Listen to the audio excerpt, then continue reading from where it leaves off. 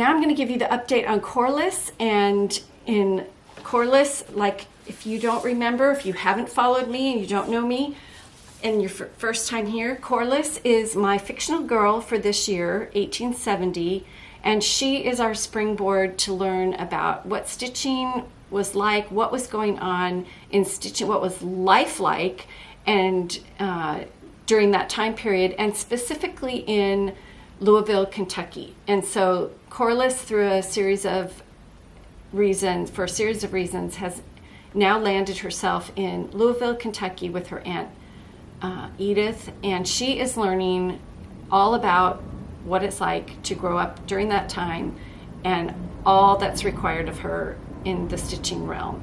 And she left behind a stepsister in Boyette named Farabee, and we're going to learn more about Farabee later on this year. But Farabee so far has been stitching her first marking sampler. So I'm going to read to you a little update on Corliss, and I hope you're stitching and you enjoy listening, and just think about what you've learned so far and how it may apply to what's happening with Corliss.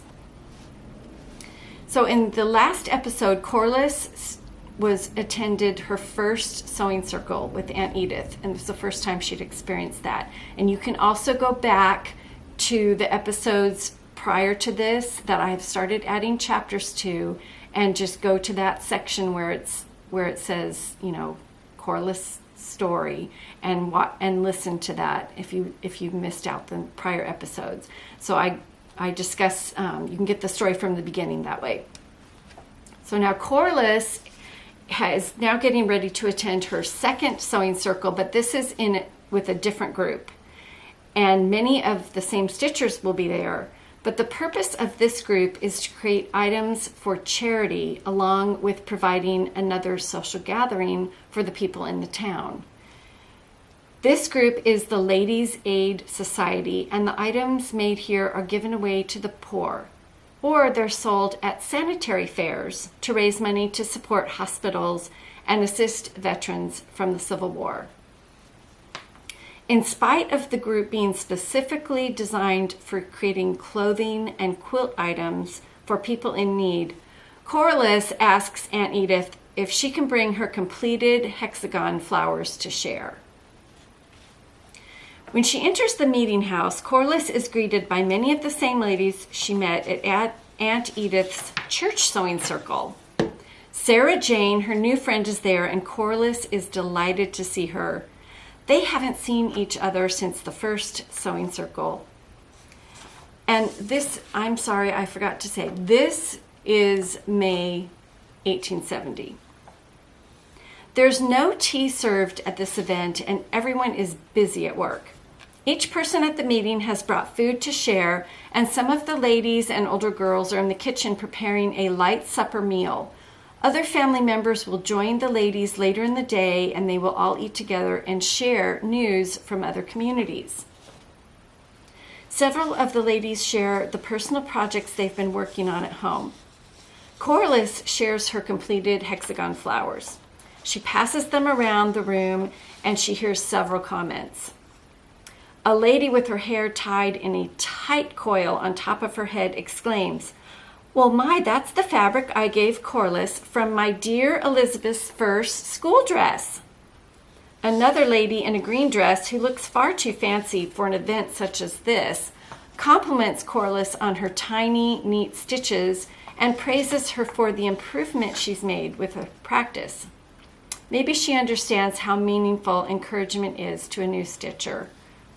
Corliss and Sarah Jane are excited to begin. They start sharing ideas for the fancy work bag and sewing set they will create together using Aunt Edith's wrapper scraps.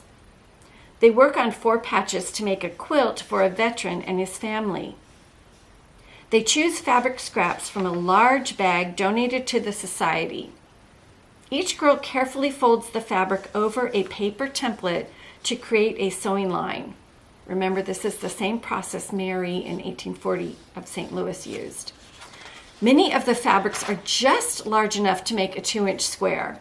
Sometimes 2 pieces need to be stitched together first to create that 2-inch square. Corliss and Sarah Jane laugh as they stitch and consult each other when combining colors. Others in the room are also stitching 4 patches. Corliss thinks about the family who will eventually use this quilt and hopes it will bring them comfort.